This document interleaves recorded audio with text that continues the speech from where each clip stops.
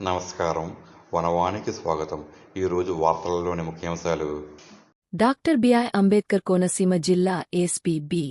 Krishnarao IPS ఆదేశాల మేరకు additional SP ఏవీఆర్బి Prasad సూచనల మేరకు రామచంద్రాపురం బి. రఘువీర్ పర్యవేక్షణలో మండపేట రూరల్ సిఐ పి.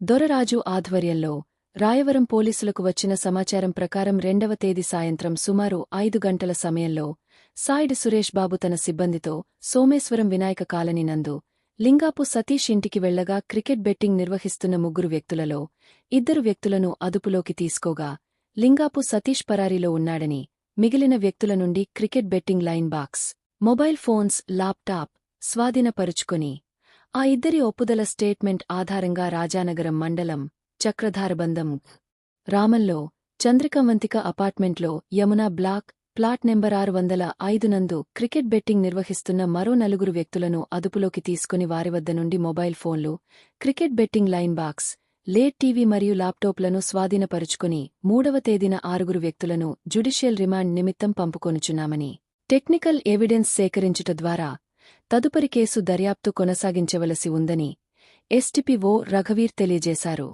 కాగా ఈ కేసును ఛేదించడంలో చాకచక్యంగా వ్యవహరించిన Mandapeta rural CI, Rayavaram, Mandapeta rural సాయిలను మరియు వారి సిబ్బంది అయిన ASI Apparao, HCs P. Veerraju, Satyanarayana Murthy, PC, SK Lakshminarayana, Shiva, Swamy, Gannayya, Vamsi, Appanna Kumar, Veerendra, Sudhakar, WPC కుమారిలను జిల్లా ఎస్పీ అభినందించారు.